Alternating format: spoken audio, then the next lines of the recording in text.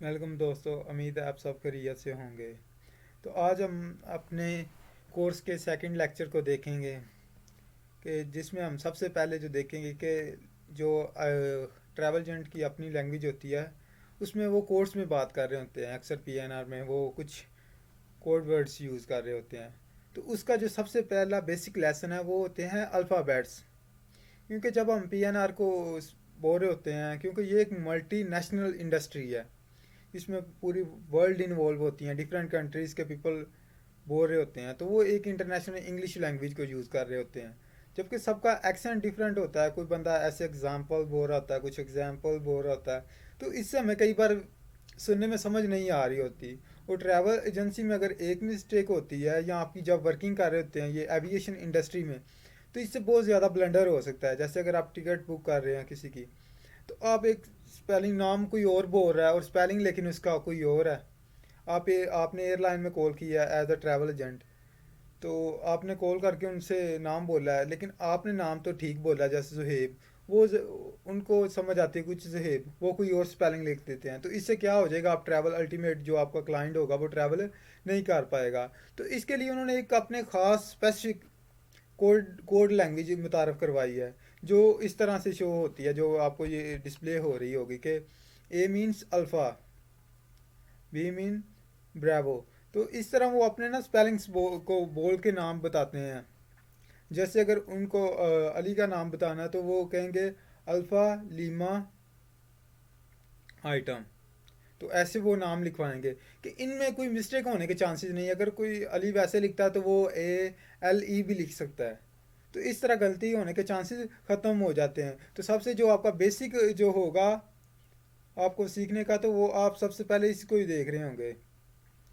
ये सबसे पहले आप इस अल्फ़ाबेट्स को सीखेंगे, जो जो वर्ड्स के कोड हैं, जैसे ए अल्फ़ा, या एप्पल भी कह सकते हैं, बी ब्रावो या Bombay, C Charlie, D Delta, E easy, F father, G golden, H Harry, I item, J Japan, K kilo, L Lima, M Mike, N Nancy, O orange, P Peter, Q queen, R Roger, S sugar, T Tommy, U union, V Victor, W water, X x ray, Y yellow Yankee, Z zebra.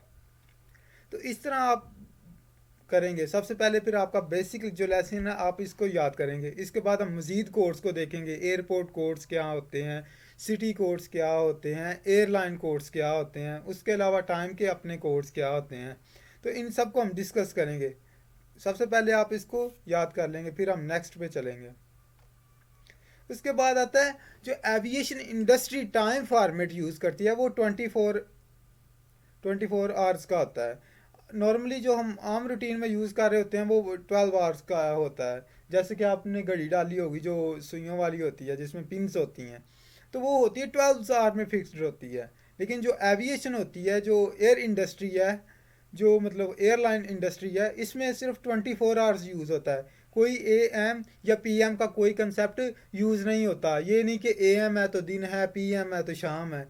लेकिन इधर क्या होता है, 24 hours यहाँ पे होता है। अगर शाम के 4 बजे हैं तो 16। तो अगर इसी तरह अगर दिन बजे हैं 12, रात के 12 हो गए हैं तो 40। ये इसका कोड है। तो एयरलाइंस हमेशा जब भी आपको फ़्लाइट्स की टिकट्स के ऊपर टाइम मिलेगा तो वो 24 आवर का होगा। आपने अगर ट्रैवल किया होगा तो आपने ये एक्सपीरियंस किया होगा। अगर नहीं किया तो आप पिक्चर्स में देख सकते हैं कि जो एयरलाइन देती है टिकट्स, उनके ऊपर 24 आवर्स का टाइम फॉर्मेट होता है।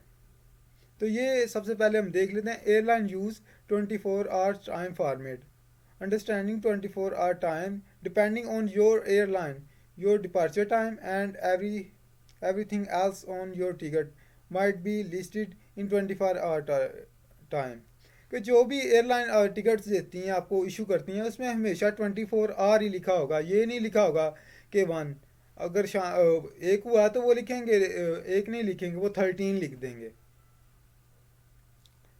तो इसी तरह आप इस टाइम फॉर्मेट को सेट कर सकते हैं। और प्रैक्टिस करने के लिए आपके पास मोबाइल होगा, आप उसमें भी 24 आवर फॉर्मेट सेट कर सकते हैं, जो कि आपके लिए स्टार्ट में थोड़ा डिफ़िकल्ट होगा, लेकिन आप आस्ता आस्ता यूज टू हो जाएंगे कि आपको आसान लगना शुरू हो जाएगा।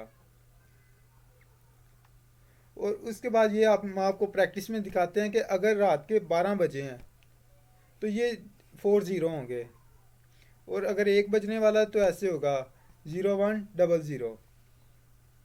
तो इस फॉर्मेट में आपको टाइम मिलेगा। जैसे ही आप ये देख सकते हैं थर्ड रो के लास्ट में ये 12 बजे हैं, और इसके बाद ये 12:50, ये दिन का टाइम हो गया है। 1, फिर 2, 3, 4, ये 1 बजा है तो 13 हो गया है, और 2 बजे हैं तो 1400 हो गया, और 3 बजे हैं तो 1500 हो गया, और इसी तरह 4 बजे हैं तो 1600 हो गया, और 5 बजे हैं तो 1700 हो गया। तो इसी तरह 100 ऑन टाइम चलता रहेगा। एयरलाइन इंडस्ट्री 24 आवर ही टाइम यूज़ करती है। आप ये अपने माइंड में बिठा लें, ये नहीं कि वहाँ पे AM लिखा होगा या PM लिखा होगा। और इसके बाद हम देखते हैं कि टाइम फॉर्मेट वो डिसाइड कैसे कर लेते हैं, ये जो एयरलाइन इंडस्ट्री टाइम यूज़ करती है, क्योंकि हर कंट्री का आपने देखा होगा अक्सर टाइम डिफरेंट होता है। जैसे अमेरिका में टाइम हो रहा होगा इस वक्त, जैसे पाकिस्तान से हिसाब लगाया जाए तो न्यूयॉर्क का टाइम 10 घंटे पीछे है।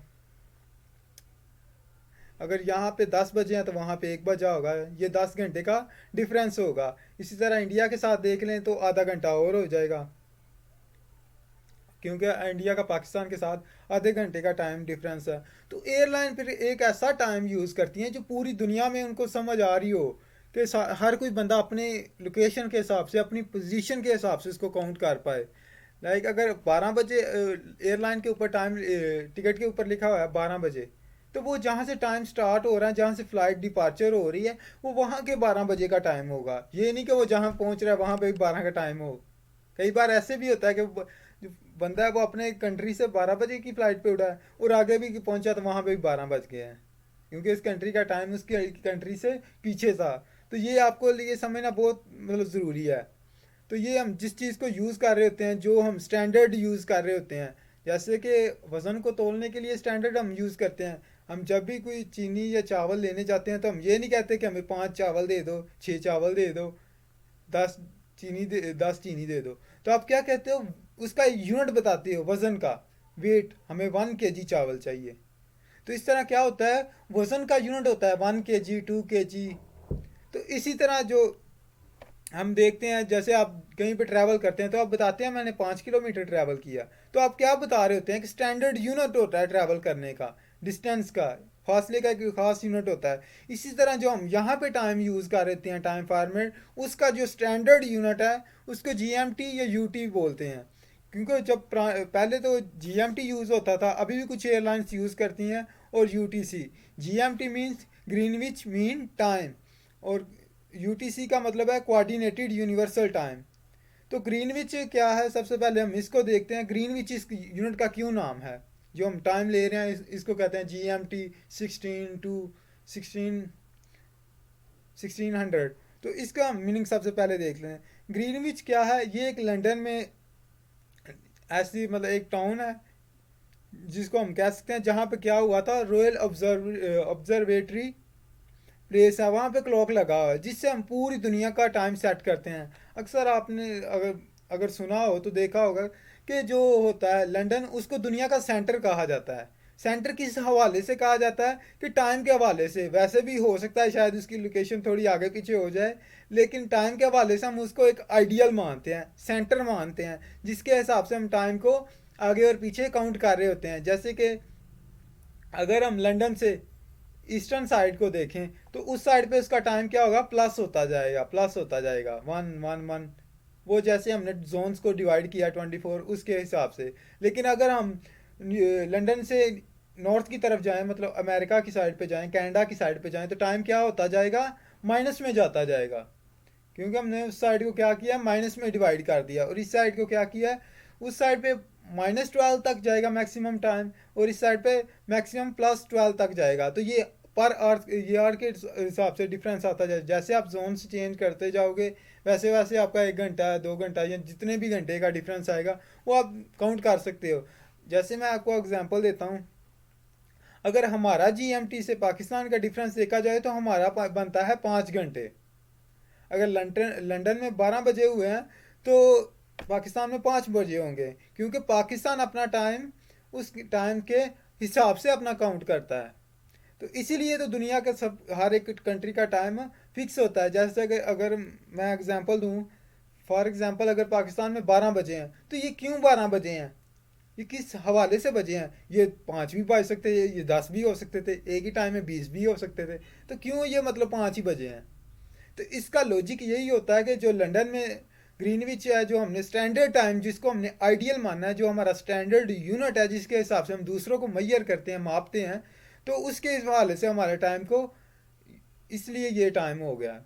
तो यही वजह है, ग्रीनविच को आपको जानना बहुत ज़रूरी है कि अगर आप ग्रीनविच का टाइम देख रहे हैं उसी हिसाब से अगर आप उसको देखते हैं तो वो जा रहा है -5 में जो न्यूयॉर्क आएगा, और लंदन से क्या होगा -5 में जाएगा। तो अगर लंदन में 12 बजे हैं दिन के, तो वहाँ पे क्या होगा 5 घंटे पीछे 7 बजे होंगे, वो पीछे होगा। वहाँ पे अर्ली मॉर्निंग होगी यूएसए में, न्यूयॉर्क में अर्ली मॉर्निंग है, और लंदन में क्या है दोपहर के 12 बजे हैं। और अब वहाँ से अगर हम देखें तो पाकिस्तान में फिर शाम के 5 बजे होंगे। तो ये क्या है डिफरेंस है। अगर हम लंदन से इस तरफ आ रहे हैं तो प्लस में हो रहा है, अगर हम उसकी लेफ्ट साइड पे जा रहे हैं नॉर्थ में जा रहे हैं तो क्या हो रहा है माइनस में हो रहा है। ये मैं आपको ना पिक्चर के थ्रू आपको समझाने की कोशिश करता हूँ। ये आप देख सकते हैं, सबसे पहले जो सेंटर है इसका वो लंदन है। एक मिनट,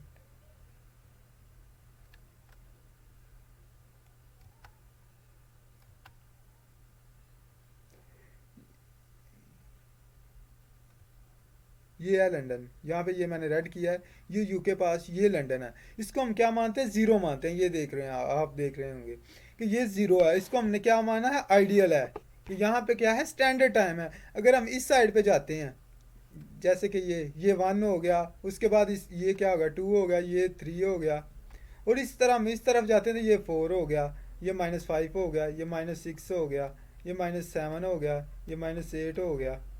और इसी तरह हम इधर जाते जाते हैं तो ये -9 10 11 और -12।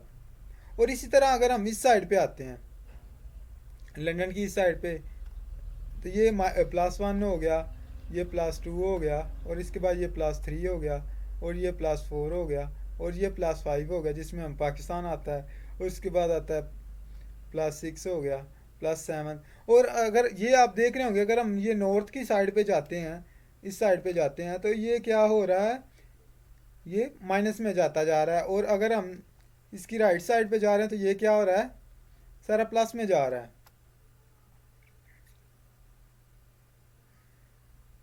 तो यही टाइम डिफरेंस है, इसी को देख के टाइम को मेजरमेंट हो रही होती है। कि जैसे मैंने आपको बताया कि अगर यहाँ पे आपको मैं बताऊं,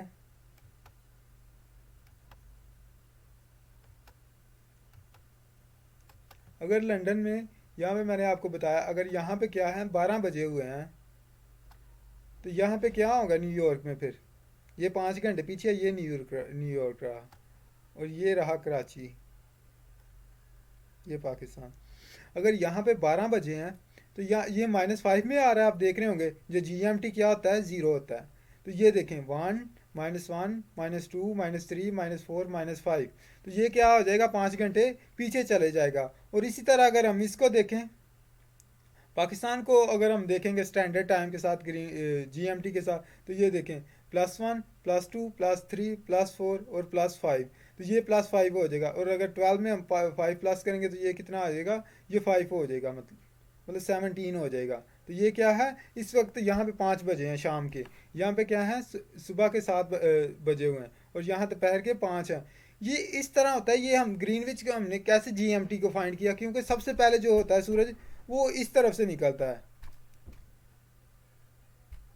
ये आपको ये साइड नज़र आ रही होगी, और इस साइड से निकलता हुआ ये इस तरफ जाता है। तो सबसे पहले हमारे पास सूरज निकलता है, तो हमारे पास से टाइम, हमारा टाइम क्या होता है फिर आगे होता है। और जैसे हम इस साइड पे जाते जाते हैं नॉर्थ की तरफ, तो ये क्या होता है हमारा टाइम पीछे को जाता है, ये हमसे क्या होता है, टाइम पीछे होता है, ये बाद में यहाँ पे सूरज पहुंचना होता है, क्योंकि यहाँ से सूरज निकला है और यहाँ से जा रहा है इधर इसकी तरफ, तो ये क्या देगा, यहाँ पे बाद में पहुंचेगा। अगर मैं एग्जांपल दूं तो क्या है, हमारे पास से सूरज गुजर चुका है मिसाल के तौर पर, इसलिए हमारे पास क्या हो गए हैं, शाम के 5 हो गए हैं, लेकिन लंदन में अभी सूरज ने पहुंचना है, वो भी वहां पे पहुंचा है, बिल्कुल ऊपर है, एग्जैक्ट पोजीशन पे है वहां पे।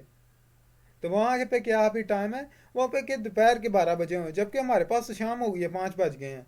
और लंदन में क्या है, दोपहर है, क्योंकि पाकिस्तान के बाद अब सूरज इस डायरेक्शन में जा रहा है, लंदन की तरफ।